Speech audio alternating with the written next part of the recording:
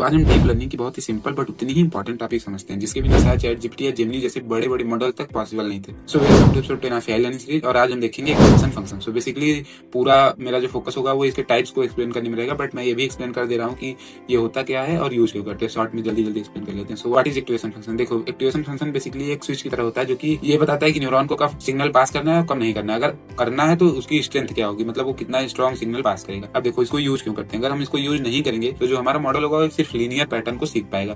मतलब आप उसमें चाहे जितना डीप लेयर लगा लो, उसको कितना भी डेंस कर लो, उससे कोई मतलब नहीं। वो हमेशा एक लीनियर पैटर्न को सीख पाएगा, वो कभी भी कॉम्प्लेक्स पैटर्न को नहीं समझ पाएगा। बट जब एक्टिवेशन फंक्शन को यूज करते हैं तब वो हमारा मॉडल जो है वो काफी कॉम्प्लेक्स पैटर्न को भी समझने के लिए एलिजिबल हो जाता है। अब हम देखते हैं इसके कुछ टाइप्स जो कि बिजनेस लेवल पे काफी ज्यादा यूज होते हैं। सबसे पहला जो है वो सिग्मॉइड।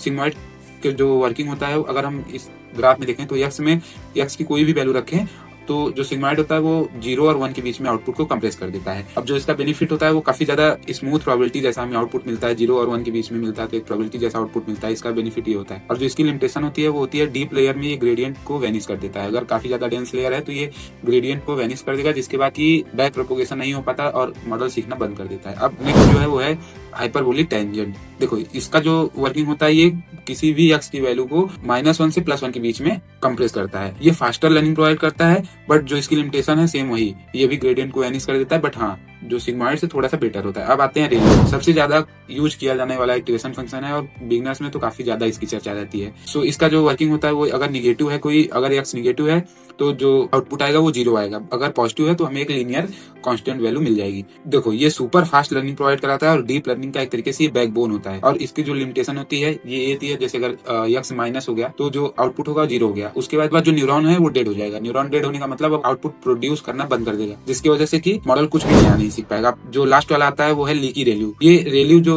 डेड न्यूरॉन्स होते थे उन्हीं को अवॉइड करने के लिए ये बनाया गया। इसमें क्या होता है कि नेगेटिव साइड में एक छोटा सा स्लोप दे दिया जाता है, जिससे कि कोई भी नेगेटिव में एक्स कभी 0 नहीं होगा, मतलब कोई न्यूरॉन डेड नहीं होगा। तो ये डेड से बचाने के लिए होता है, बाकी एकदम सेम रेल्यू की तरह होता है।